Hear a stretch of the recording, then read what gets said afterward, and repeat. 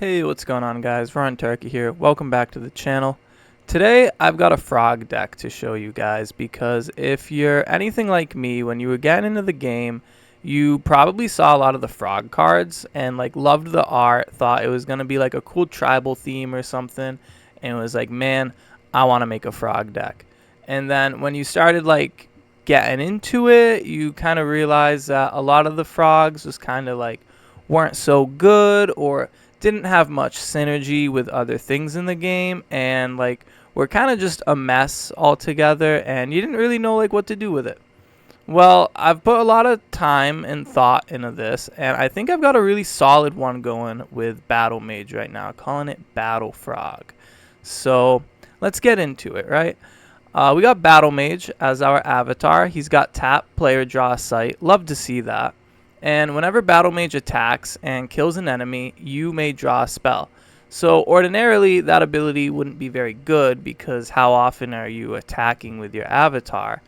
But with Battlemage, he's got 3 base power. And so whatever realm Battlemage is going into, he's coming in heavy. He's a kind of beat down avatar who's going to get into the middle of the fray and start whacking guys. Now, attacking enemies and killing them is drawing a spell is great, but you're going to be taking damage, and that a lot of times cannot be great, especially when it's bigger guys. And so what this deck is doing in water, and I do want to actually give a shout out and credit Count Tolstoy on the Discord and Curiosa. He's got a deck very similar to this called Shrink the Frog, because he runs Shrink and Polymorph, hence the name, to sort of make your opponent's creatures 0 base power. Shrink literally does that, and then Polymorph just turns them into a frog token, where, as we know, frog tokens have 0 power. And then you can attack those units with Battlemage. You'll take no damage when you kill them, and you draw your spell. This deck is leaning more heavily into that idea, but Shrink the Frog from Count Tolstoy was definitely the foundation of the deck here. And so yeah, I kind of spoiled the strategy here. We're going to attack things and not take damage and draw spells. We're running 3 Shrinks. We're running 2 Polymorphs. We have the Bullfrog, the Brobdingnag. I don't know how to pronounce it. The Bullfrog. I'm on a mission to teach people about this card because I think it's actually been kind of overlooked so far. I don't think many people really understand how it works because its ability is coded in flavor and not enough function to do it justice. So I'm going to open the FAQ here where they ask, is it still in the realm? And the answer is yes, right? Because what the Bullfrog says is he swallows another target minion here. It's Genesis. Swallow another minion here. He carries it disabled in his belly until he leaves the realm. How my friends and I would play this card when we first started playing was we would pick up that minion and put it off to the side, and we would treat it like it wasn't even there because it was in his belly. You know what I mean? But when you think about the rules of the game and how locations and where something is works, there's 4 regions to the realm. There's the surface, the underground, the underwater, and the void. The Bullfrog's belly is not a region. So if the Bullfrog is on the surface, the carried unit is on the surface. Functionally, this guy just carries a unit disabled. And what that means, the implication here that we were missing, my friends and I, was that you can interact with the unit that the Bullfrog is carrying. And you could even kill it while the Bullfrog is still alive and sort of hold on to the frog in a sense.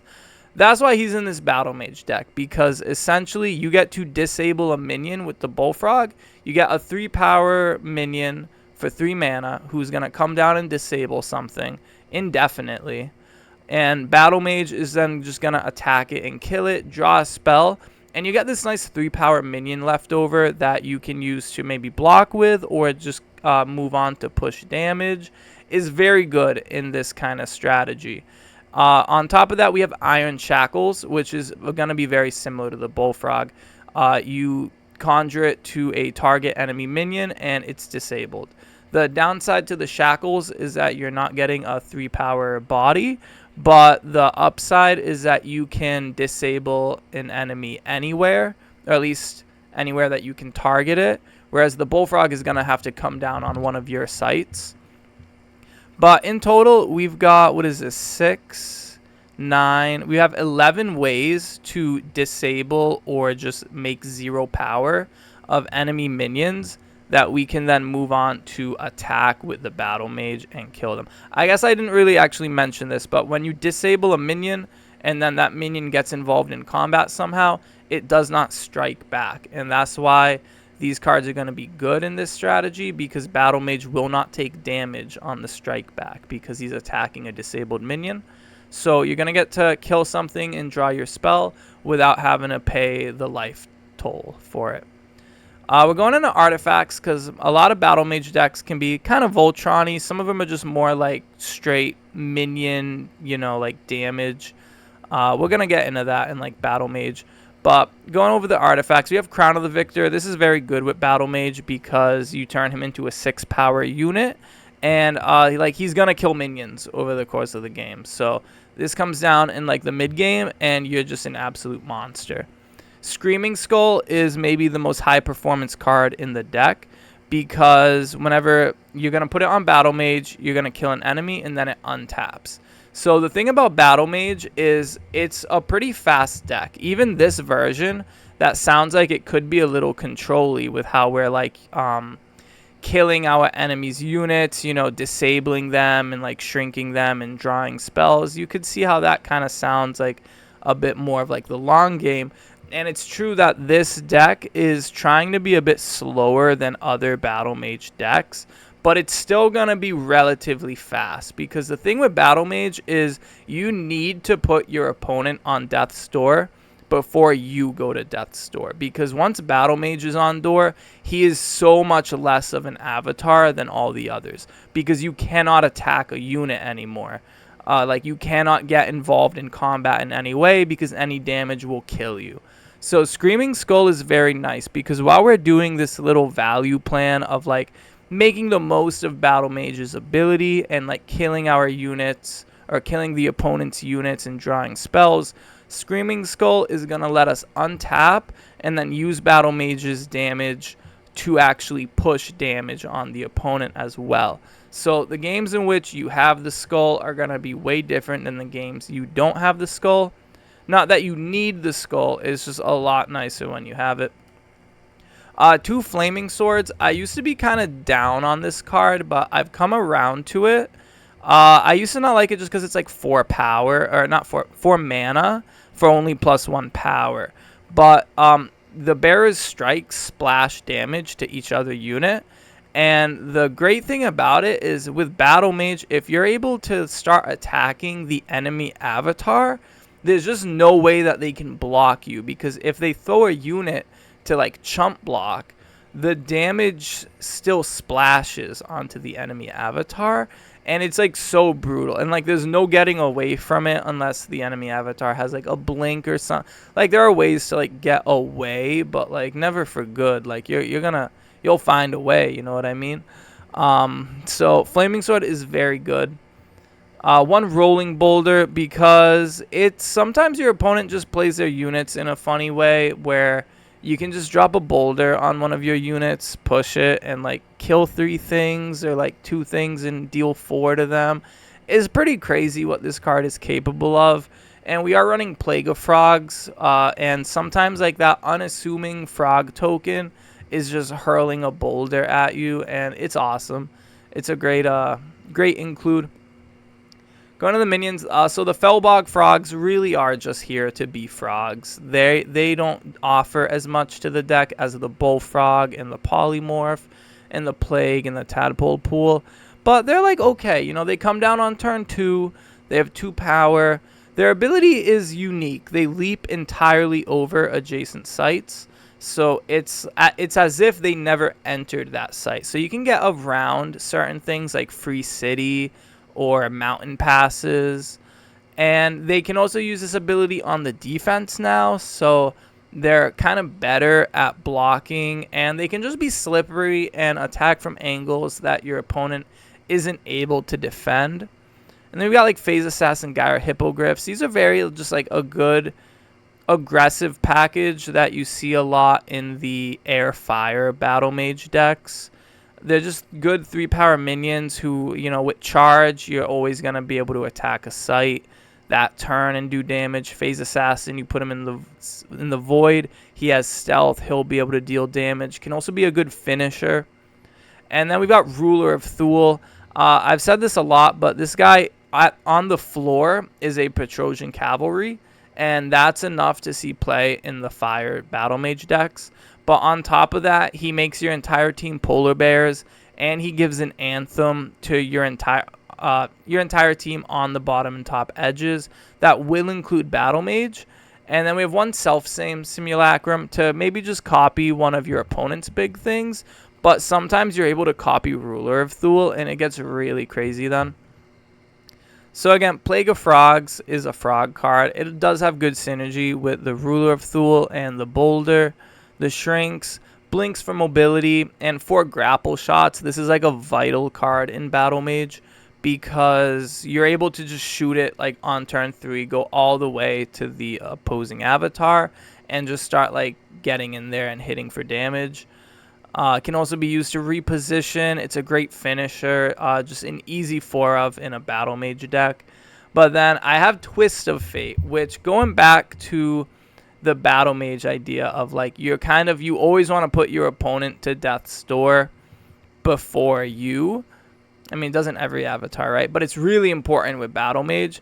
Twist of Fate, I really like it in this deck because a lot of times you're kind of racing, especially in like if you're up against an aggressive deck, you really are like racing. Like each side is doing damage every turn. And sometimes you're going to have like 4, maybe 5 mana, and you'll just be able to like get a really big life swing on your opponent that is going to like turn it around completely. The nice thing here is that there's no need to like, you can cast it whenever you want. So sometimes maybe you cast it at the start of your turn before you deal any damage. Sometimes maybe in the middle after you've done a little damage, or just at the very end of your turn. The cool thing here is that the Battlemage deck, we're dealing damage in small increments kind of. The Frog is 2, 3, a lot of 3 really, but can change I suppose with the Flaming Sword.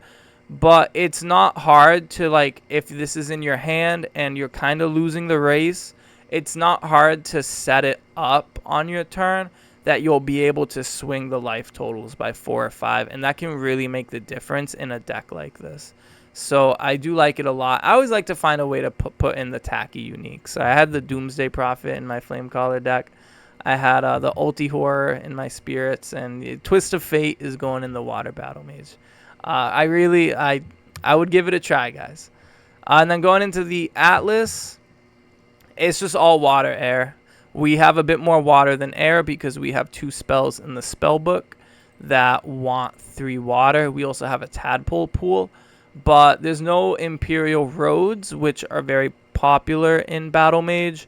A reason for that is just because we're attunement heavy. We as you can see from the spell book, we want 3 water and 2 air in most games. Obviously, Lighthouse helps us do that. And it's Battlemage, so I don't really want to be playing more than 4 or 5 sites. So I just really want to see it, and I don't want to mess around with any colorless sites. And like this is a deck. We're going to get into some games. I'm going to show you guys the power of Battle Frog, and we're going to have a good Froggin time. If you like what you see, if you want to see more, please leave a like on the video, comment any thoughts or suggestions, and subscribe to the channel if you haven't already. Thank you guys. I hope you have a great day. Alright guys, so we're getting into the first game here. We're going up against Mr. Too Fluent playing Sorcerer. Could be any kind of Sorcerer deck. There's a lot of variation there. We're going to start mulliganing the sites. We're going to keep a Lighthouse, keep a Core there, and Phase Assassin, draw 1 spell. Ooh, we got 2 cores in our opening hand, so we're going to be very good with our mana. Shouldn't need to draw a sight after this unless we get dispelled or something. We will see what kind of deck we're looking at when Mr. Fluent plays a sight. He's got an observatory, so we're looking at air. Our first turn is just going to be probably this lighthouse and then the cores. One thing I forgot to mention in the deck tech was Undertow, but I really like Undertow in any Water Battlemage deck because if you play a water site underneath yourself on turn 1, you can go turn 2 Undertow and then just move yourself forward, and you get that little bit of free movement that just gets you closer to the action a turn earlier, and it's very nice. So I'm happy to see that in the opening hand. And then, yeah, we're going to go for this lighthouse. We're going to double core, and we're feeling good.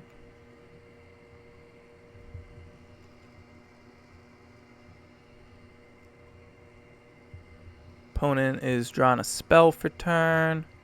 He's going to go for a floodplain, so he is Water Air. Then he goes Men of Lang. So seeing that, you can probably expect a lot of like strike spells and whatnot.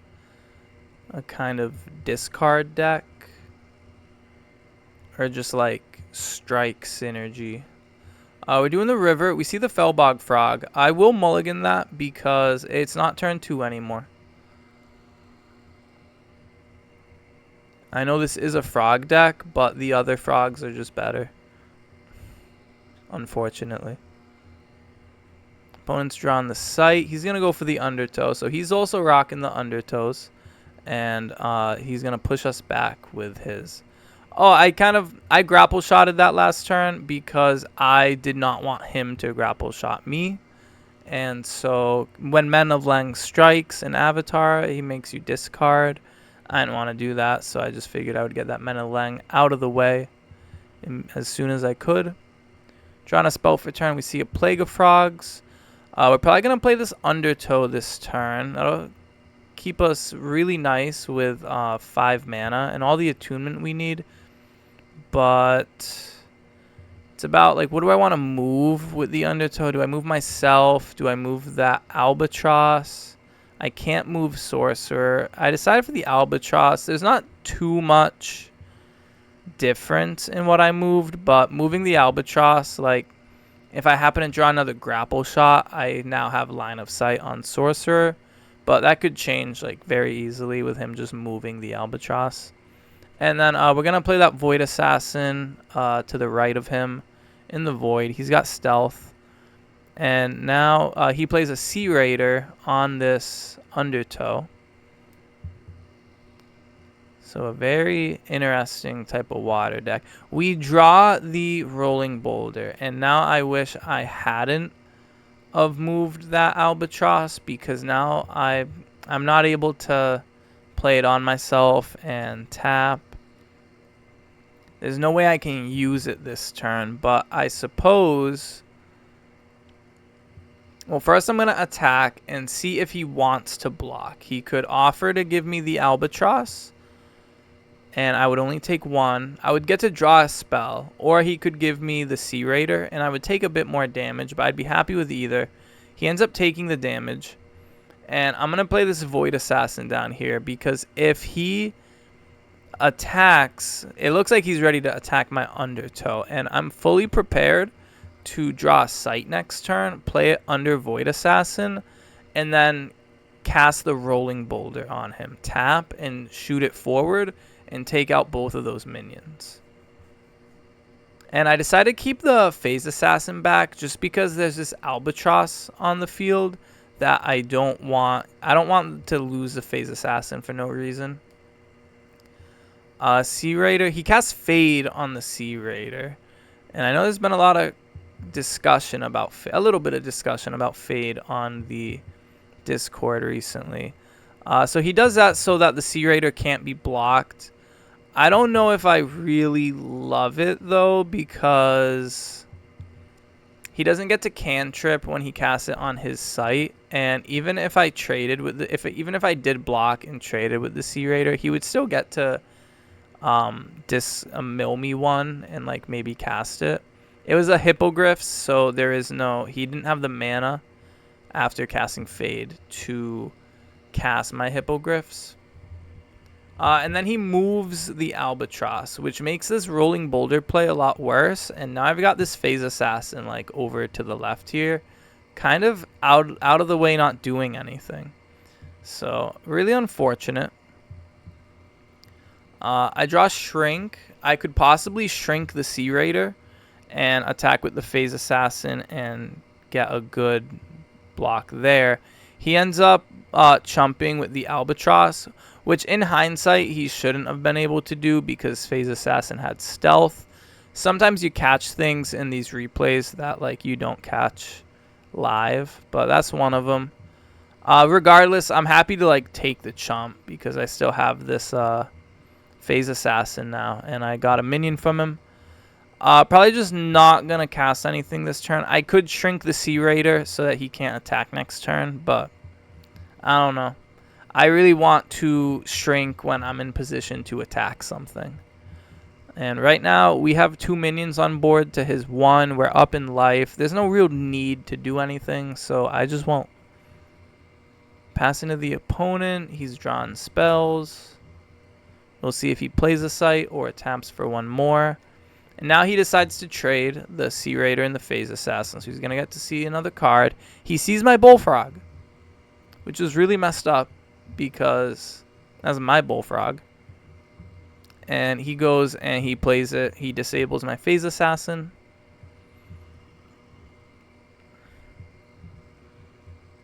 And then he plays a Court Jester, which is a really great Fade target. So we saw that he used Fade earlier.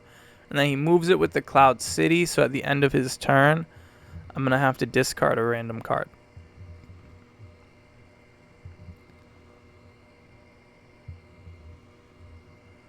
He also plays a Pillar. So he's going to heal 5, I believe. 2 in my cemetery and 3 in his.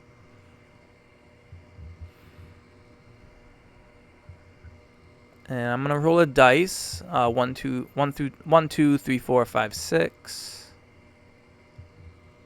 It ends up being 3. It's the boulder, which I'm fine with because it wasn't looking, at least not right now, that I was gonna be able to do anything good with the boulder. So happy to keep these other cards. And there's a little trick here that when you are controlling your opponent's cards, if you put it in your hand on tabletop and then put it back in the board, it will like be yours for purposes of tapping and untapping. So we draw the Twist of Fate, and that's pretty cool. Right now, we are ahead in life. I decide to attack, and it's like he either takes us 3 or he blocks with the Bullfrog. And I really would hate to kill my own frog, but then I would get my Phase Assassin back. So, and I would draw because I'm killing a minion.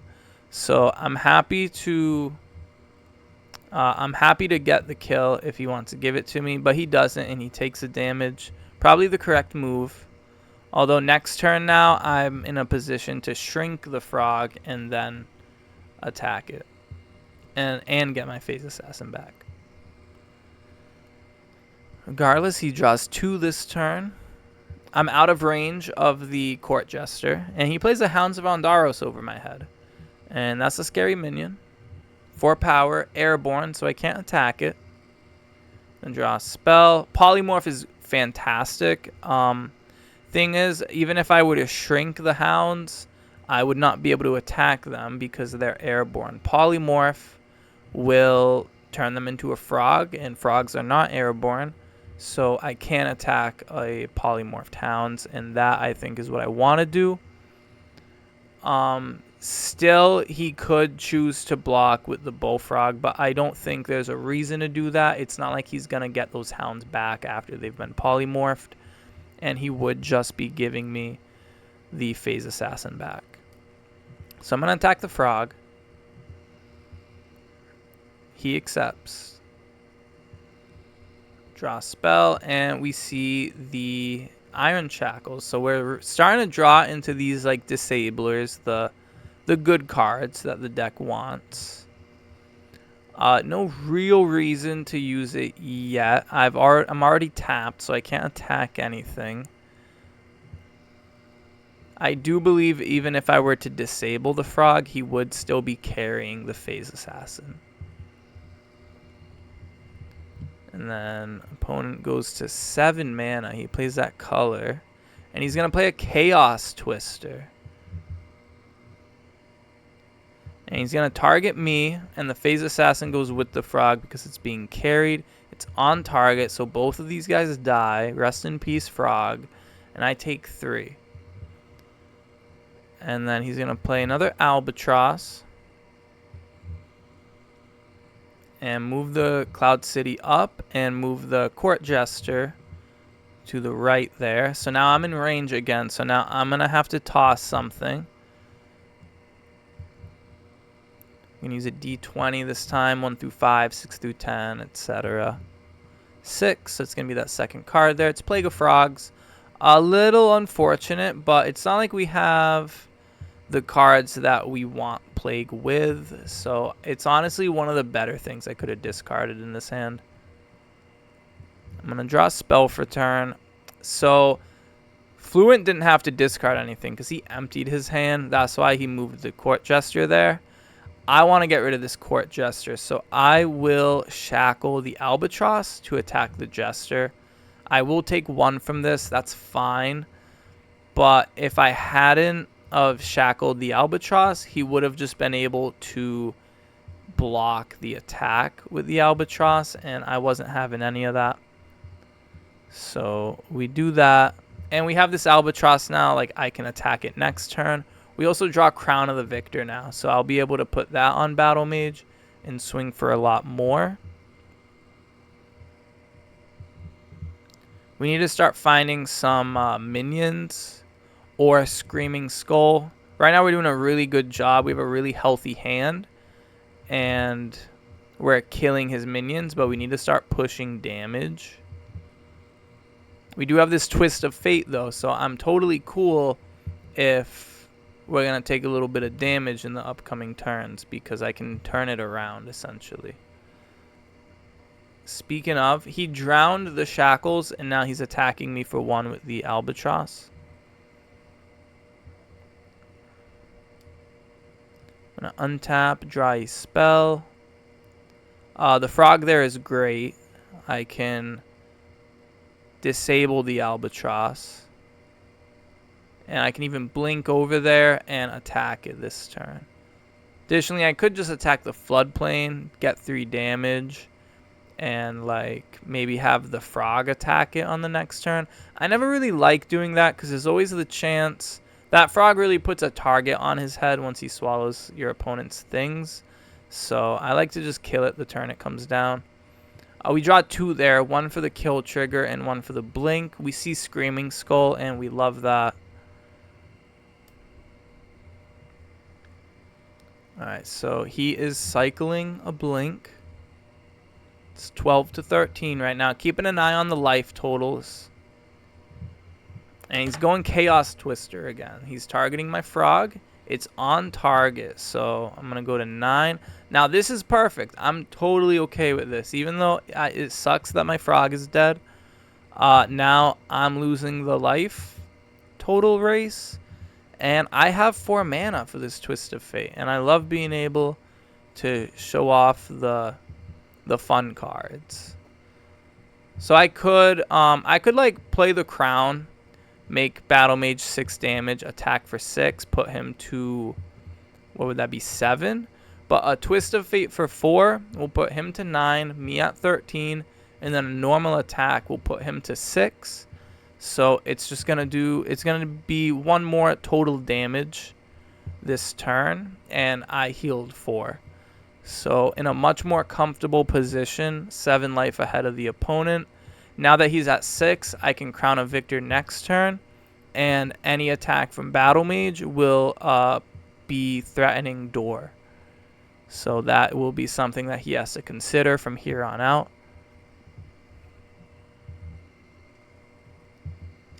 He drew 2 this turn. He's considering. He plays the Hounds. Again, another scary unit, but with the crown, I can beat over the hounds. And in fact, I can put him in a really scary position if I shrink the hounds and then attack that lighthouse right below him. He will either, I play the crown, go to 6 power, shrink the hounds, and then attack the lighthouse, and now he has to decide whether he gives me the hounds or goes to door. And of course, while they're shrunk, there's 0 power.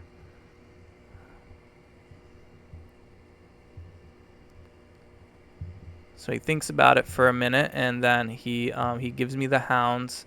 So he stays healthy, but I've cleared those. I continue to draw for killing these units.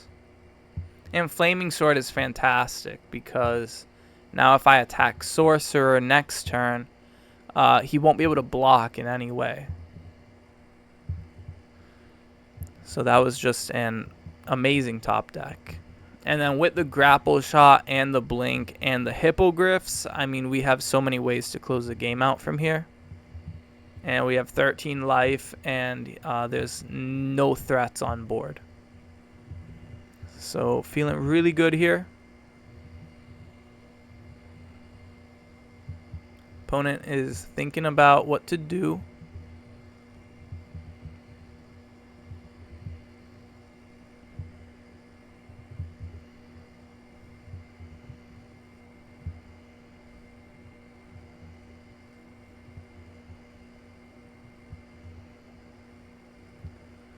He's going to go for a Sea Raider.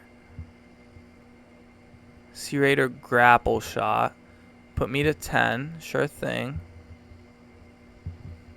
And it's going to go to me. So I'll draw a spell. I mean, we know a double Flaming Sword. Let's go. I mean, yeah, we know that we're going to play the Flaming Sword, attack Sorcerer. And then he can't block with the Sea Raider because, well, he can, but the damage still splashes and he goes to door. We're actually at 7 power now with the sword. And he actually does decide to block just to deal damage to me.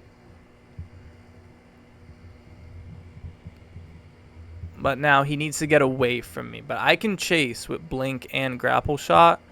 And it'll be tough to go to a spot where he's not in range of Gyre hippogriffs. So it's looking like a done deal. He drew Font of Life the turn after going to door. Happens to the best of us.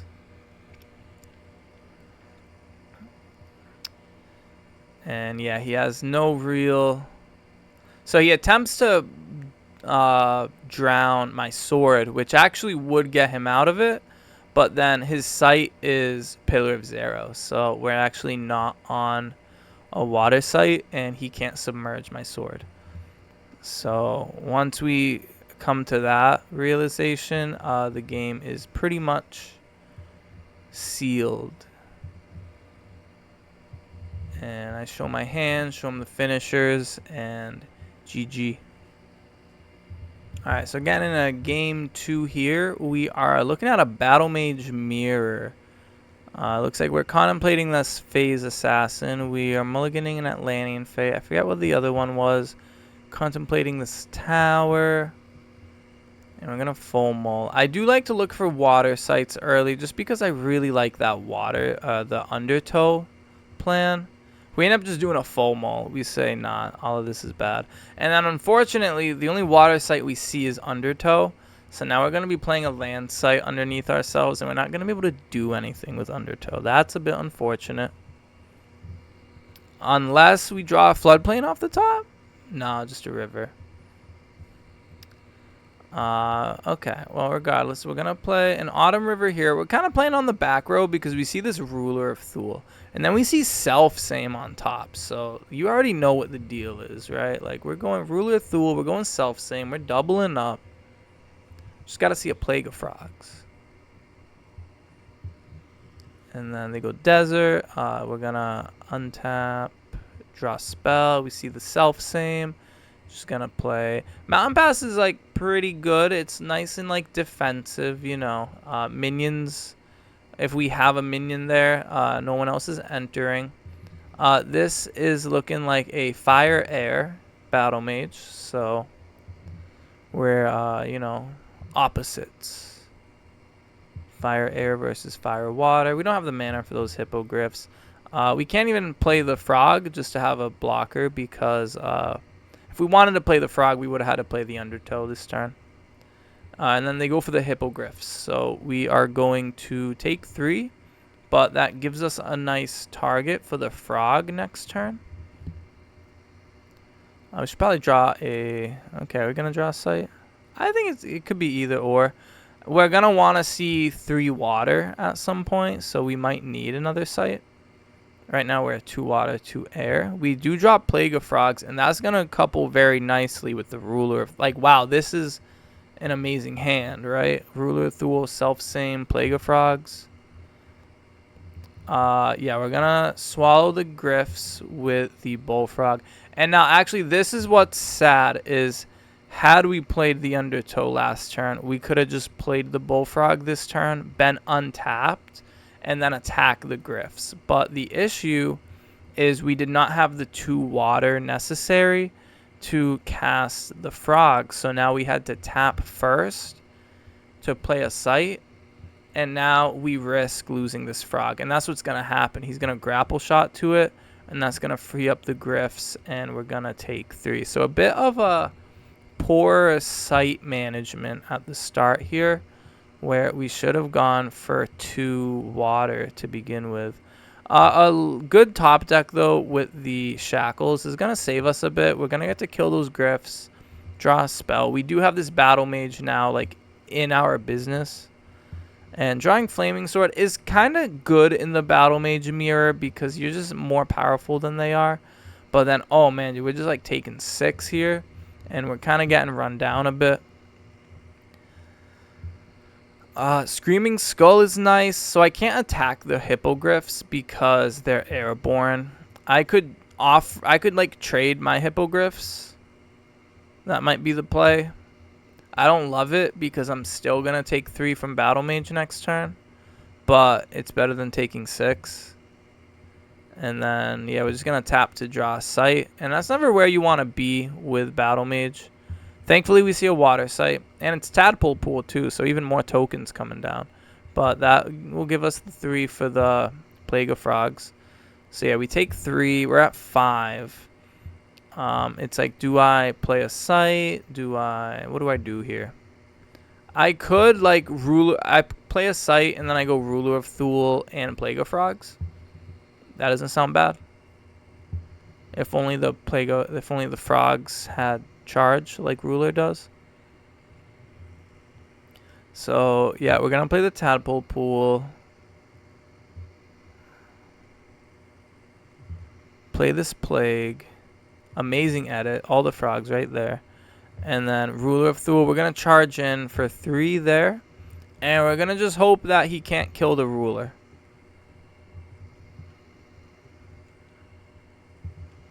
This opponent's gonna draw. And yeah, we've got these frogs for blocks. And then he can't kill the Ruler, but he can infiltrate it and gain control of it. So that is unfortunate.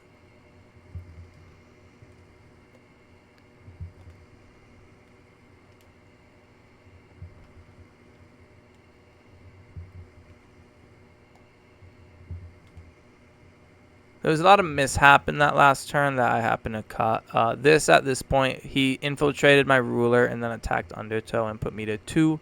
And I've got all these frogs just doing nothing on my back row. I'm checking Self-Same here to see if she targets, because if she does not target, I can still Self-Same the Ruler even if he's stealthed. And she does not, so that's worth noting. If you're interested in playing Self-Same at any point, does not target. I move the frogs from the Tadpole Pool up.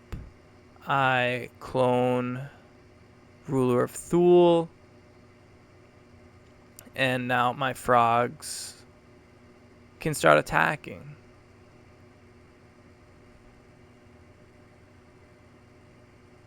So we're gonna do that here. Once we take care of the business, start attacking for 7 on this ruins.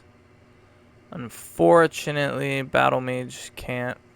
There's a void on the opposite end over there. I've spent 4. I can attack with that ruler. His is tapped. And then I can just move onto this mountain pass. I've got these froggies to my right. I am going to door next turn, but I can put him to door the turn after. So it kind of just comes down to, like, does he have the finisher? And yeah, there it is. So I go to door. He double infiltrates. So I had the double ruler. He had double infiltrate. Very dirty. So I'm going to do something really funny this turn that I find out is actually an illegal play. But I don't think it should be. I think this should be totally, like, this is a cool play. And I stand by that. To put him to door. Well, we'll see if I do anything else first. I might move these frogs. There are 2 illegal plays this turn, actually. I will go over them.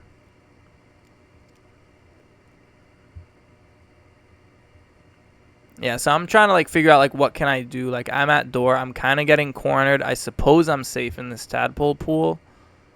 Draw sight for turn.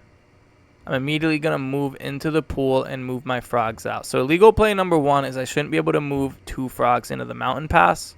Because once the first one goes in, no other minion can enter. I'm going to play the flaming sword on a frog up there. And then each one individually is going to attack and drop it. And the next one picks it up and for 7 damage. Apparently, you can't do that because you can't drop an artifact after you've been in combat. I think that's silly. I mean, it kind of, like, makes sense, I guess. But, like, dude, you should be able to Plague a Frog's flaming sword for 3 damage. And then he plays a thunderstorm. Some other stuff happened on this turn that my frogs are gone. They technically are still there, but, like, if he just played that thunderstorm to the right, it wouldn't make a difference. We're rolling for this. I believe I'm evens, and he hits me. So it was a very good game. Really fun, like, duplicating ruler and double infiltrate the flaming sword. Came down to a dice roll. Was a really close game. GG. Alright, so these games have been going pretty quick. I think we got time in the video for one more. We're going up against an Enchantress player, and this hand is insane. We've got 3 water for the Tadpole Pool.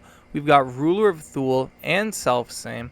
Only real consideration here is the Polymorph, which I kind of like because it's a water spell, and I don't see any air. I'm certainly not mulliganing these sites with the other 2 spells we have. And a little disappointed to see the air spell.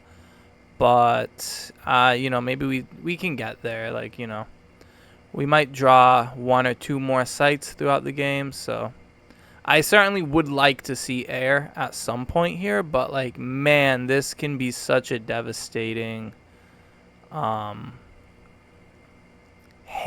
With the Ruler of Thule, Self-Same, and Tadpole Pool. Just to, like, sweeten it up, you know. We're definitely going to play that on the back row. We will see if our opponent gives us a site to attack with it. And we see the Lone Tower, so that's really nice because that's going to give us the air. I don't know if I mentioned we're facing an Enchantress player over here. Autumn River, we kind of did just scry the top of our spell book last turn. We know it's a shrink, which I'm happy to keep. So just passing to the opponent, trying to contain my excitement really with this hand. He drew a sight for turn. He's gonna tap. He is gonna play something. He's playing a River of Flame. He plays it on the back right there, so that's perfect because we're going to play the Tadpole Pool opposite that.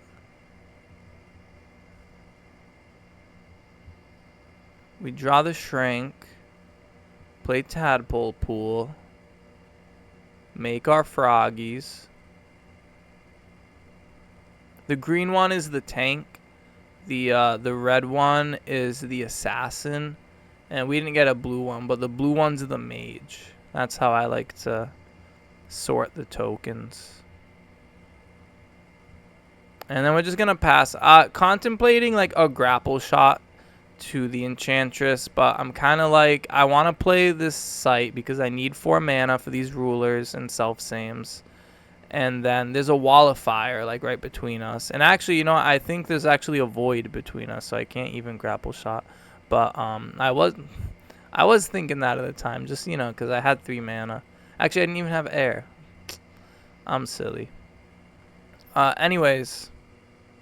Alright, so we draw Screaming Skull. And so that's pretty awesome because they played a Guile Siren submerged on that Oasis, which is where Battlemage would attack. So now I'm contemplating, do I want to play Ruler of Thule this turn and just rip it next turn? Or do I want to play it a little slower and put the Screaming Skull on myself, do this whole move a turn later, but be able to untap when the Guile Sirens inevitably block me?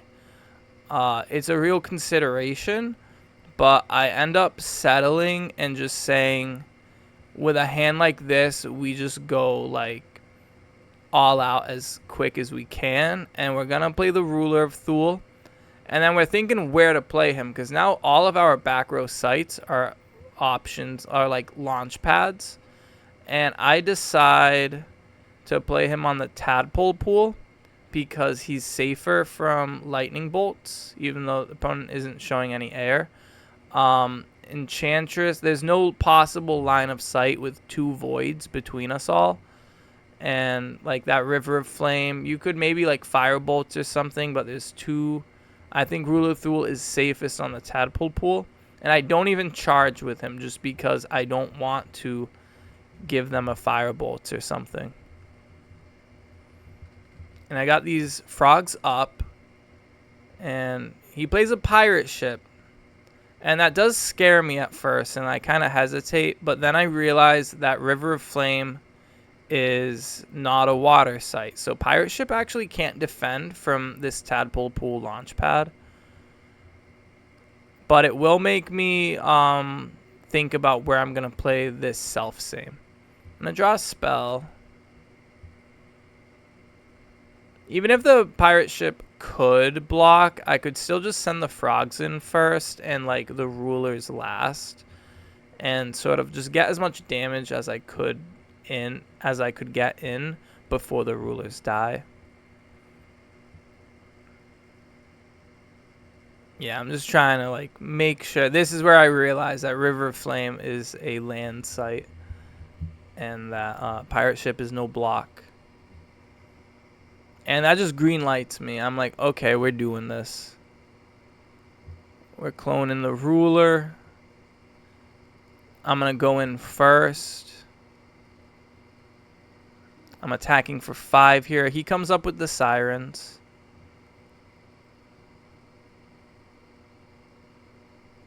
And then I'm going to take 3. I'm going to get to draw a spell. See the bullfrog. We love that. And then this ruler. So the rulers buff each other. So like these are both hitting for 4. And then all the frogs are hitting for 2. So in total, we're hitting for like 14 damage here. Yeah, he's on 6. And it's turn 4. Turn 5.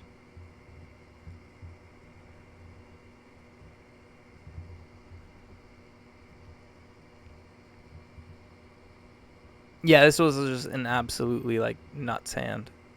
And I've got Grapple Shot, Screaming Skull, Shrink. Like, oh, man.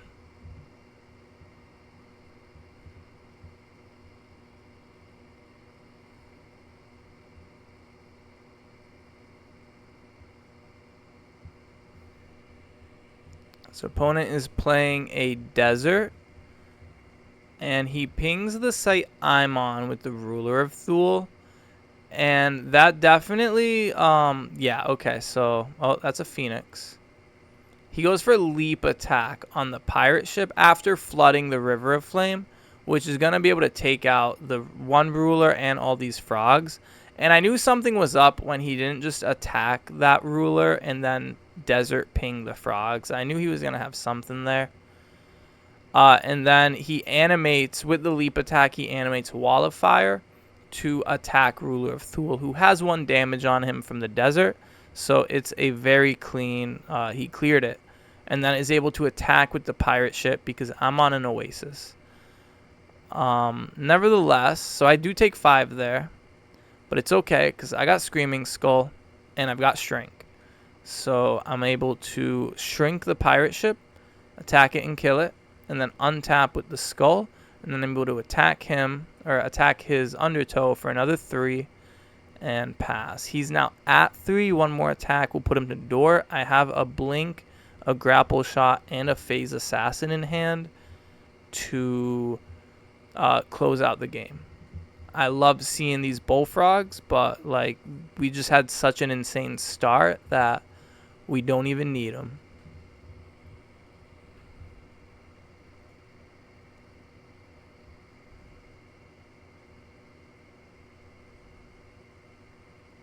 Opponent is gonna move onto Oasis.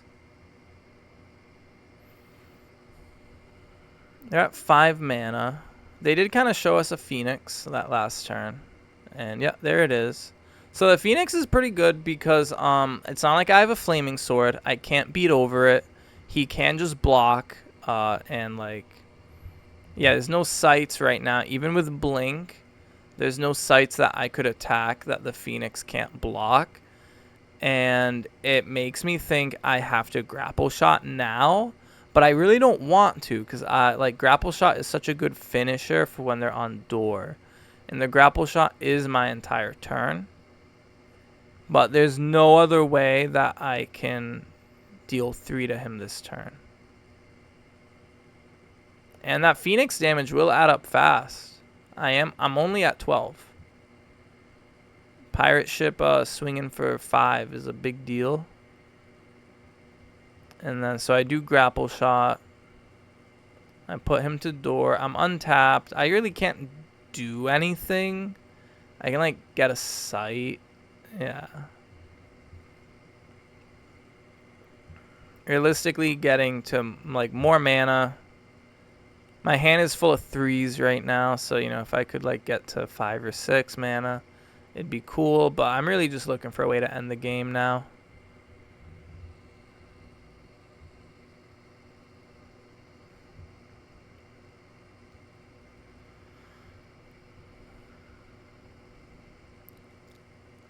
Now that he's on door, he kind of can't attack me unless he plays another minion because then he's out of blockers. So he casts a leap attack and the Phoenix will attack me for 4. And then he keeps it up to defend. I'm going to draw a spell. And I get a really good top deck that will secure the game. Iron Shackles disabling the Phoenix and then attack for game. GG opponent. I had a really insane start. Thanks for bearing with me.